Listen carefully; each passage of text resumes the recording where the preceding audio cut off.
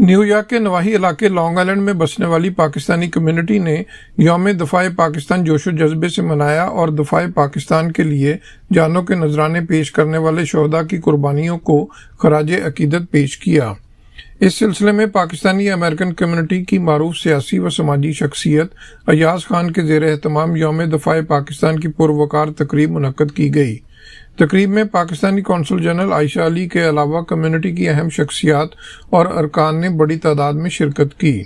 قرآن مجید کی تلاوت سے تقریب کا آغاز کرنے کی سعادت ایاز صدیقی نے حاصل کی، جبکہ نظامت کے فرائض معروف کمپیرر رحیلہ فردوس نے ادا کیے۔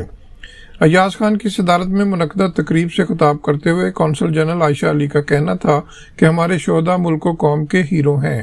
قوم ان کی قربانیوں کو ہمیشہ سلام عقیدت پیش کرتی رہے گی۔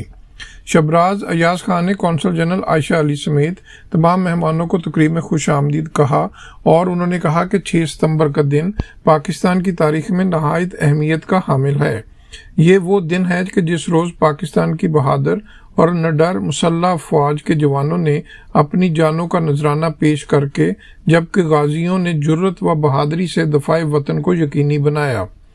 تقریب سے خطاب کرتے ہوئے کمیونٹی قائدین کا کہنا تھا کہ قوم جنگ ستمبر سمیت دفاع پاکستان میں اپنی جانوں کا نذرانہ پیش کرنے والے شہداء کی عظیم قربانیوں کو کبھی فراموش نہیں کرے گی اور نہ ہی انہیں کبھی ضائع ہونے دے گی۔ انہوں نے کہا کہ 1965 میں جس جذبے سے پاکستانی قوم نے دشمن کے حملے کو پسپا کیا، اس کی مثال بہت کم ملتی ہے۔ ہم افواج پاکستان کی قربانیوں کو سلام پیش کرتے ہیں۔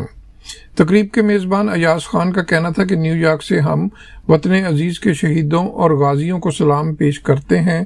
ان کی قربانیوں کی بدولت آج وطن عزیز ایک آزاد ملک ہے اور پاکستان کی طرف کوئی میلی آنکھ اٹھا کر نہیں دیکھ سکتا۔